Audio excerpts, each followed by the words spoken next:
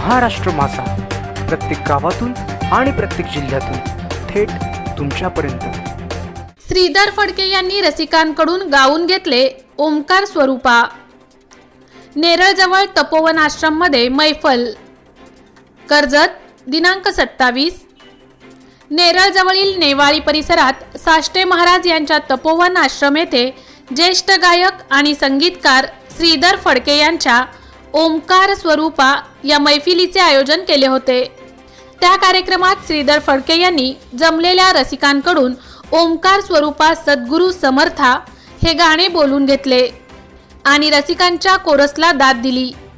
तपोवन आश्रममध्ये श्री दुर्गा माता मंदिर असून या मंदिराचा वर्धापन दिन सोहळा दरवर्षी वेगवेगळ्या धार्मिक कार्यक्रमाच्या आयोजनातून साजरा केला जातो।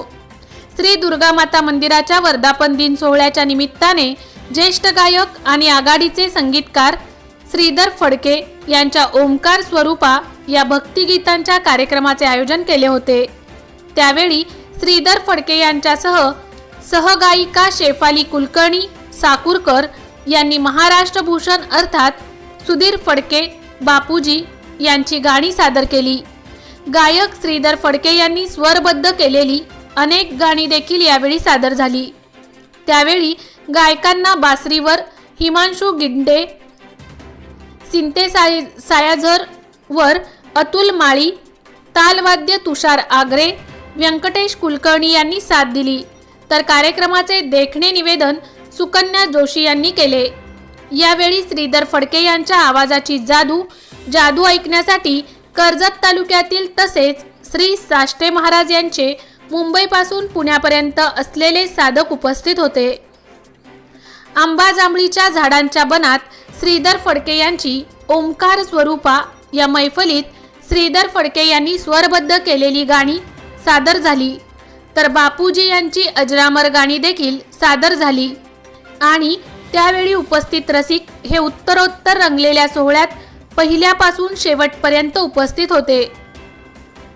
यावेळी श्रीधर फडके आणि शेफाली कुलकर्णी साकुरकर यांनी कवी ग्रेस यांचे मन लागत नाही हे तर बाबूजी यांचे लता दिदी यांनी गायलेले ज्योती कलश झळके या गाण्याने परिसर उजळून गेले।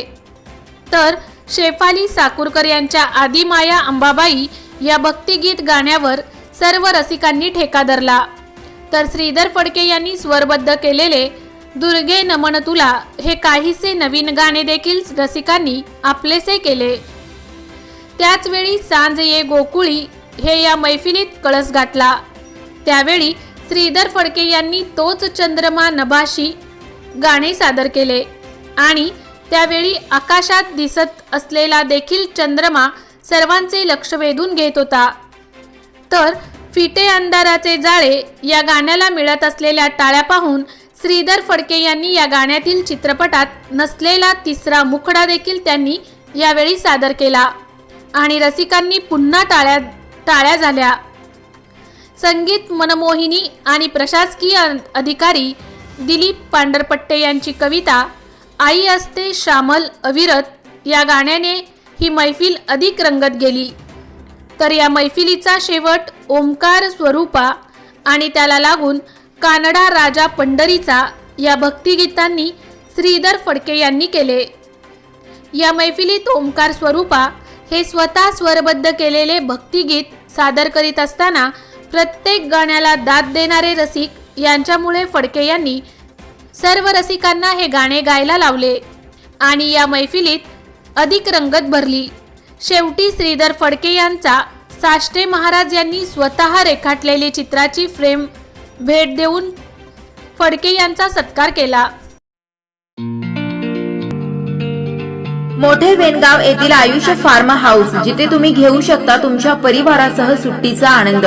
निसर्गाच्या सानिध्यात आणि कर्जत शहरापासून अवघ्या हाकेच्या अंतरावर असलेलं आयुष्य फार्म हाऊस पर्यटकांसाठी सज्ज आहे। राहण्याची व जेवणाची उत्तम प्रकारे सोय, तसेच स्विमिंग पूल, रेन डान्स, एसी रूम, खेळण्यासाठी ऐसपैस जागा, गेम आणि आकर्षक गार्डन तसेच सर्व सोयी सुविधा उपलब्ध.